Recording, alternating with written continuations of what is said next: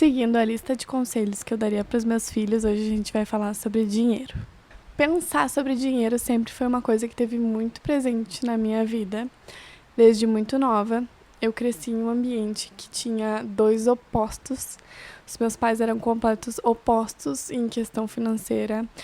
Ao mesmo tempo que eu tinha um pai muito conservador, mão de vaca, que não gostava de gastar, eu tinha uma mãe que gastava além da conta. Então, desde cedo eu observava esses padrões deles e pensava, não é por aqui que eu quero ir, nem por aqui, eu preciso encontrar o meu ponto de equilíbrio. Isso me rendeu vários debates e várias questões assim, durante a minha adolescência, dos passos de cada um deles. Assim, eu analisava as escolhas e pensava sobre os prós e os contras que aquilo trazia para nossa família. Então isso me fez construir um pensamento que eu acredito que seja muito saudável, tá? No quesito financeiro. Eu tô trabalhando ainda uma parte que consiste ali no equilíbrio e me libertar um pouquinho mais, porque eu ainda pendo pro lado de conservador, de poupar, de guardar sempre que eu posso, tá? O que eu não acho que seja uma coisa ruim, visto que sou uma pessoa jovem sem patrimônio, tá? Se eu tivesse partido já, de repente, com um apartamento, com um carro, com algum patrimônio, talvez eu conseguisse me libertar um pouquinho mais, me liberar um pouquinho mais dessa vontade que eu tenho de guardar, de juntar, de investir, tá? Mas como eu me vejo como uma pessoa sem patrimônio, muito jovem ainda, com muito caminho pela frente, eu entendo que esta idade que eu tô é a ideal para juntar dinheiro. Para fazer um sacrifício, para me sacrificar, para ficar sem o meu iFood da semana, para ficar sem a minha roupa da moda, para ficar sem o meu perfume que tá todo mundo querendo, ou minha maquiagem que tá super em alta no TikTok. Eu me vejo como uma pessoa mais conservadora, mas que hoje consegue ter um equilíbrio legal, tá? Quando eu não ganhava salário, assim, todo o dinheiro que eu ganhava ali, dos meus pais, de presente, de aniversário, sei lá, fiz alguma coisa para alguém, fiz um trabalho, um freelancer, ganhei um dinheiro, absolutamente todo era guardado. Quando eu queria sair, fazer minhas coisas, eu gastava esse dinheiro, mas a maioria das vezes os meus amigos sabem que eles me convidavam para sair e eu dizia, olha, não tem dinheiro. Mas eu sempre levei esse dinheiro guardado como não é meu. Tudo que está investido, tudo que está guardado, eu só posso usar em extremo caso de emergência, tá? Aquele dinheiro que está lá no banco, guardado, investido, ele não é meu. É assim que eu penso e ponto. Outra maneira interessante de enxergar esse sistema é todo mês tu tem ali a tua renda, tá? E, como eu falei inicialmente, eu não ganhava nada, mas eu guardava absolutamente tudo, tá? Depois eu comecei a ter o meu salário, comecei a ter meus trabalhos, e aí eu comecei a dividir essa renda mensal.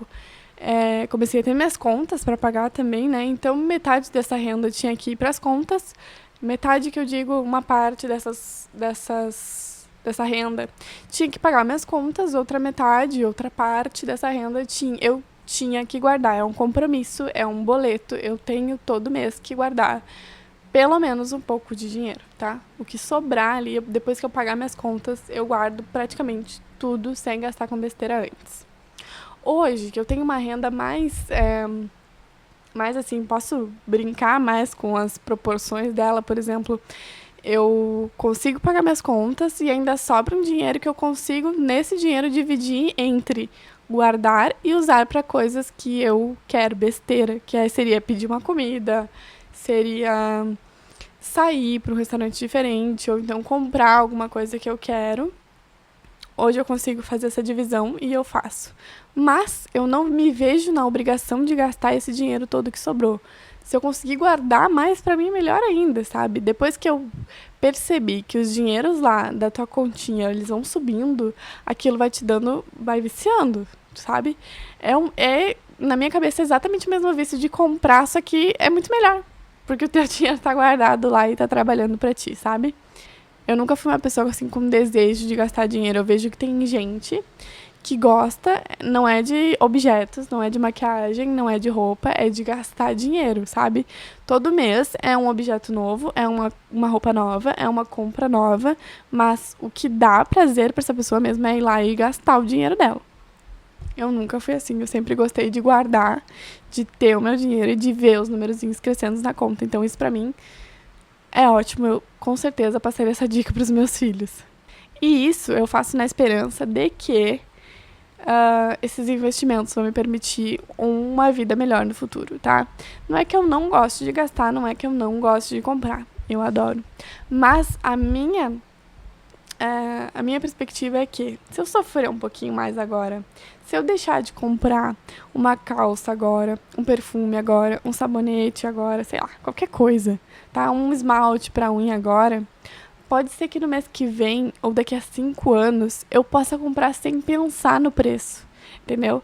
Porque eu já tenho um dinheiro rendendo que vai ser pra isso, vai ser pra eu gastar minhas coisas. E ele vai ser muito maior do que a minha quantidade que eu poderia gastar agora, entendeu?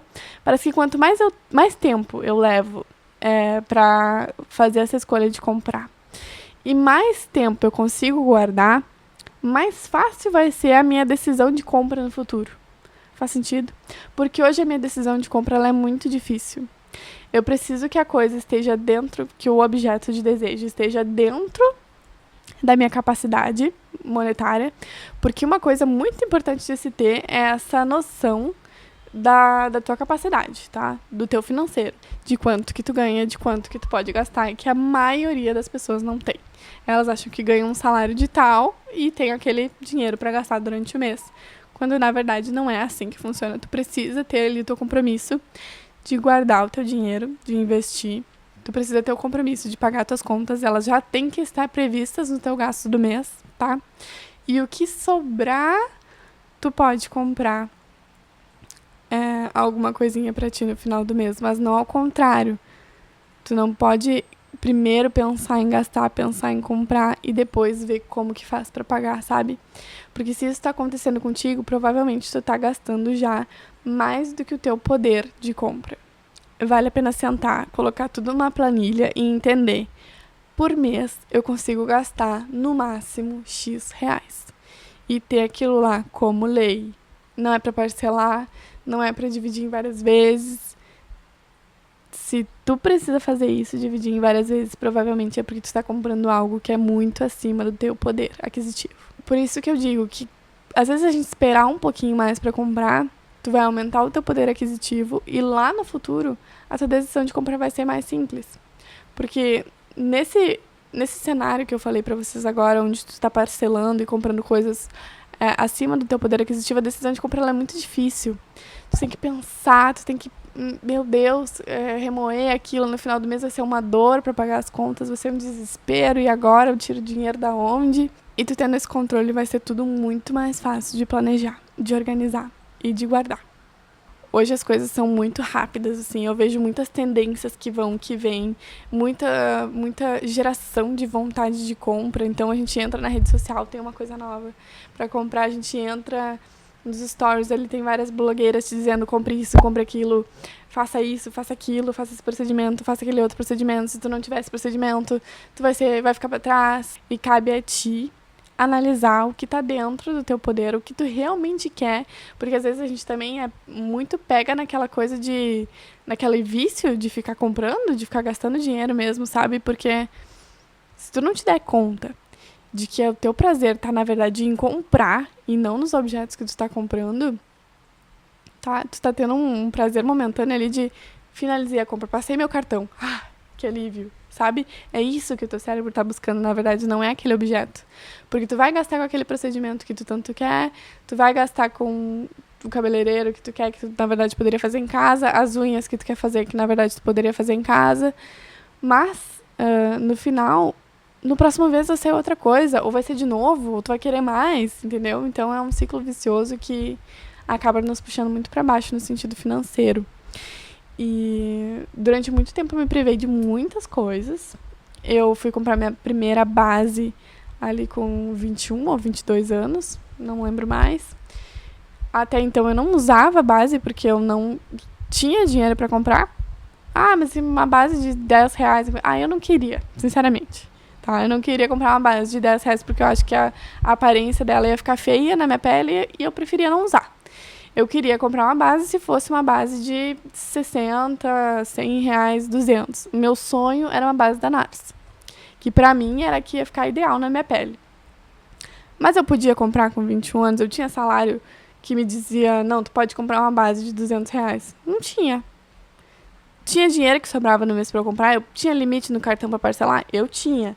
Mas isso não significa que o meu poder aquisitivo permitia que eu comprasse uma base de R$ 200. Ele não permitia. Não são a mesma coisa. Então, eu tinha a opção de parcelar uma base de R$ 200, que não faz sentido nenhum dentro do meu poder aquisitivo naquela época, ou eu poderia comprar minha primeira base, uma base da Nina Secrets, que é excelente, ótima, por R$ 60 na farmácia. E foi essa a compra que eu fiz, mas depois de já ter a noção de que aqueles R$ 60 estariam dentro do meu orçamento que eu poderia gastar. Sempre foi assim, todas as minhas compras são bem pensadas, mas principalmente porque eu sou uma pessoa que ganha pouco hoje, comparado ao que eu deveria ganhar para comprar, por exemplo, uma base da Dior ou uma roupa de marca, sabe? Então, eu me coloco dentro da minha caixinha. Tipo, meu salário é esse, eu posso comprar coisas no nível do meu salário, eu não vou comprar coisas de luxo só porque eu quero, ou coisas de altas marcas caras, porque não vou me permitir. Por enquanto ainda não, por enquanto eu ainda vou me sacrificar um pouquinho mais. Então, eu tento buscar o equilíbrio, mas sempre com essa consciência de classe, assim mesmo, de me colocar no lugar de quanto de dinheiro que eu realmente ganho e que posso gastar. Esse processo todo que eu contei durante esse vídeo, que eu entendo talvez tenha ficado bem confuso, eu posso trazer outros vídeos esmiuçando cada parte do meu pensamento em relação ao dinheiro. Esse foi de uma maneira bem geral, assim, eu fui falando o que eu estava lembrando, mas eu posso trazer, por exemplo, como que eu invisto, qual é a porcentagem do teu rendimento que tem que ir para cada área. Posso trazer vídeos mais específicos. Mas, como grande lição, fica para vocês sentarem, fazerem uma planilha de Excel com os rendimentos e com os gastos, enxergarem ali o quanto por mês tu realmente pode gastar com coisas fúteis. Quais economias tu poderia estar fazendo, por exemplo, não fazer a unha no salão e fazer em casa. Aproveitar esse momento para ter consciência sobre o teu financeiro. Resumindo, é isso. Tenha consciência sobre o seu financeiro. Se vocês quiserem outros vídeos nesse sentido, eu vou ficar mais do que feliz em trazer para vocês aqui. Então deixem aqui nos comentários. Peçam assuntos, peçam coisas pra gente compartilhar. E eu vou seguir com essa lista de conselhos que eu daria pros meus filhos, porque eu tô amando fazer. Beijos!